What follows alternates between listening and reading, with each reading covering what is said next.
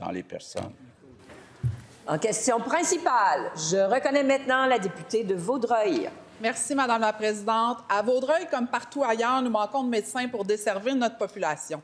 Nous avons donc été très heureux à l'été 2024 d'apprendre l'implantation d'un groupe de médecine familiale en partenariat avec l'Université McGill, une clinique qui forme des médecins, mais surtout qui soigne des patients. L'implantation du GMFU est une excellente nouvelle pour les citoyens de toute la région, car avec la construction du nouvel hôpital de Vaudreuil-Soulanges, notre région a un besoin criant de médecins.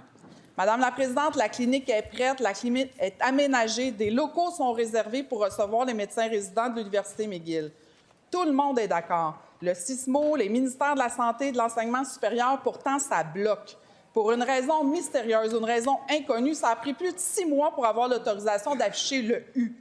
L'ouverture officielle a été annoncée par la CAQ et, dernière minute, annulée par la CAQ. À croire que le gouvernement ne veut pas couper le ruban, quel ministre pourrait m'expliquer pourquoi? La réponse du ministre de la Santé. Bien, lorsqu'on négocie dans des termes spécifiques, que ce soit pour une GMF ou que ce soit pour toutes nos installations, c'est toujours difficile, je l'ai souvent dit ici, d'amener ça sur la place publique parce qu'on ne peut pas tout donner les détails des négociations. Mais c'est drôle parce que ce matin, je m'attendais, quand j'ai vu la députée se lever, qu'elle allait nous remercier pour l'investissement qu'on est en train de faire dans l'hôpital Vaudreuil-Soulanges. Parce que justement, dans le débat que l'on a sur les investissements dans nos hôpitaux, Madame la Présidente, savez-vous combien qu'on met d'argent cette année dans Vaudreuil-Soulanges pour compléter les travaux? 786 millions. Alors moi, je me serais attendu à ce que la députée nous félicite puis nous dise, enfin, l'hôpital que les libéraux nous avaient promis pendant bien des années, nous, on l'a réalisé, puis il est en train d'être complété. Alors, là, on veut même parler d'une clinique avec laquelle on négocie, puis on en a ouvert des cliniques, des GMF, au cours des dernières années. Vous me permettrez, Madame la Présidente, de réserver mes commentaires sur des négos qui sont en cours, mais de lui dire merci beaucoup pour l'hôpital Vaudreuil-Soulanges. Première complémentaire. L'hôpital Vaudreuil-Soulanges, c'est un hôpital libéral. Je vous raconterai qu'est-ce qu'ils ont fait quand ils sont rentrés au pouvoir. Il y a quelqu'un... Attendez, Madame la députée, je suis debout.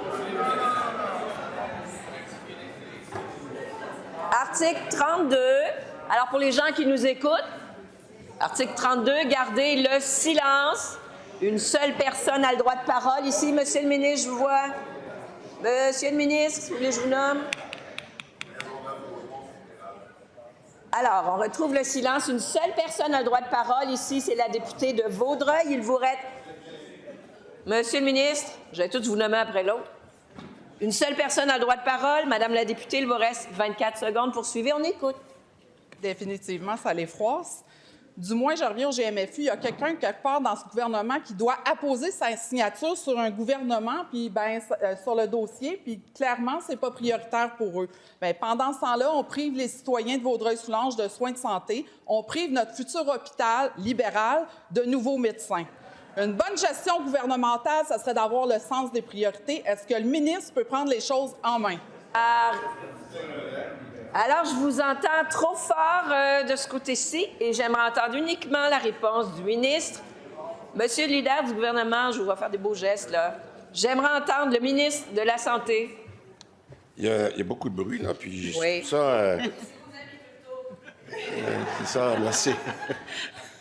J'apprécie votre humour, Madame la Présidente. Écoutez, je ne sais pas, est-ce que les gens voudraient devoir présenter une carte libérale pour se faire soigner? Je ne sais pas si c'est ça que ça voulait dire. Mais écoutez, Madame la Présidente, je vais vous dire une chose. Que ce soit l'hôpital de Vaudreuil-Soulanges ou le pont de l'île aux Tourtes, dans lequel on vient de mettre 2,3 milliards de dollars pour régler une situation, ce n'est un autre bel exemple de sous-investissements qui ont été faits par les libéraux, puis que nous, quand on est arrivé au gouvernement, on a dit on ne peut pas laisser le pont de l'île aux Tourtes pour tous les citoyens, de laisser... Alors, peut-être que la question devrait être adressée au Parti libéral et non à... Deuxième complémentaire. Madame la Présidente, le pont de l'île aux Tourtes, la CAQ l'a repoussé 2 fois. Il fallait qu'ils tombent pour que finalement ils investissent. Les étudiants universitaires sont à quelques jours de la fin de leur session. Les futurs médecins de famille doivent effectuer des stages pour pouvoir terminer leur cheminement. Plusieurs étudiants en médecine de McGill en ont besoin, c'est crucial. Est-ce que le ministre de l'Enseignement supérieur, la ministre de l'Enseignement supérieur trouve normal de mettre à risque le parcours scolaire de nos futurs médecins? Est-ce qu'elle peut aider son collègue à la santé pour mettre le dossier sur le dessus de la pile? La réponse du ministre de la Santé. Madame la Présidente, j'ai la chance souvent de parler au docteur Amio de la FMOQ en ces temps-ci pour des raisons évidentes. Et je le rencontre toutes les 2 semaines. Puis il y a bien des choses qu'il me dit qui sont très valorisantes pour la médecine familiale. D'avoir passé justement de la formation de 800 médecins par année quand on est arrivé en 2018 à plus de 1100. Savez-vous ce que ça fait pour nos GMF, là? C'est tout un potentiel de nouveaux médecins qui doivent être formés et qui doivent être capables de prendre plus d'accès pour nos patients. Alors, c'est pas ça que j'entends ce matin de la députée, là. Moi, ce que je vous dis, c'est qu'on a fait une foule d'actions dans la santé, pas juste en infrastructure, pour être capable d'améliorer les conditions des médecins, et ça va avoir un impact dans nos GMF. Merci beaucoup.